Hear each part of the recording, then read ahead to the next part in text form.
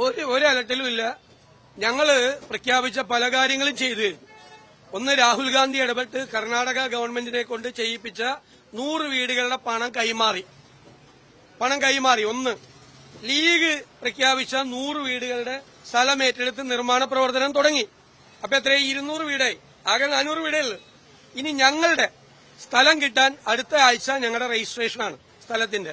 ആ രജിസ്ട്രേഷൻ കഴിഞ്ഞാൽ ഉടൻ തന്നെ 10 ദിവസത്തിനുള്ളിൽ പ്ലാൻ അംഗീകരിച്ച് ഞങ്ങളുടെ നിർമ്മാണ പ്രവർത്തനം ഞങ്ങൾ തുടങ്ങും. അപ്പൊ 300 വീടാവും. അപ്പൊ ആകെ 400 വീടേ നിർമ്മിക്കേണ്ടേ ഉള്ളൂ. അപ്പൊ 300 വീട് നിർമ്മിക്കുന്നത് UDF-ആയിട്ട് ബന്ധപ്പെട്ട് കോൺഗ്രസുമായിട്ട് ബന്ധപ്പെട്ടാണെന്ന് മനസ്സിലാക്കിയാൽ മതി. അപ്പൊ സർക്കാർ ബാങ്കിലിട്ടിരിക്കുന്ന 742 കോടി രൂപ ഇപ്പോഴും ചികിത്സാ ചെലവ് കൊടുക്കുന്നില്ല. അവിടെ ഇപ്പോഴും റെന്റ് കൊടുക്കുന്നില്ല പലർക്കും. അപ്പൊ ആ കാശ് അവിടെ ഇട്ടിട്ട് സർക്കാർ എന്ത് ചെയ്യുക? അതാണ് ചോദ്യം. ഞങ്ങളുമായി ബന്ധപ്പെട്ട് പറഞ്ഞ 300 വീട് അവിടെ വരും.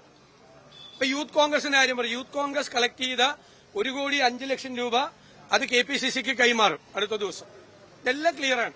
അല്ല, അത് ഞാൻ സർക്കാർ ഒരു കൊല്ലം എടുത്തു ഭൂമി കണ്ടെത്താൻ വേണ്ടിയിട്ട്.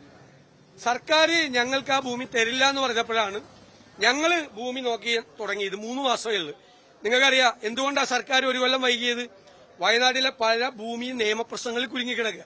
നിയമപരമായ പരിശോധന പൂർണ്ണമായി നടത്താതെ ഒരു ഭൂമി എടുക്കാൻ പറ്റില്ല. സർക്കാർ ഒരു കൊല്ലം താമസിച്ചപ്പോ ഞങ്ങൾക്ക് 3 മാസം താമസിക്കാൻ പാടില്ല ഭൂമി എടുക്കാൻ. എന്നിട്ട് വ്യാപകമായി ഇതിൽ പ്രചരണമാണ്. ഞാൻ തട്ടിയെടുത്തു പൈസ.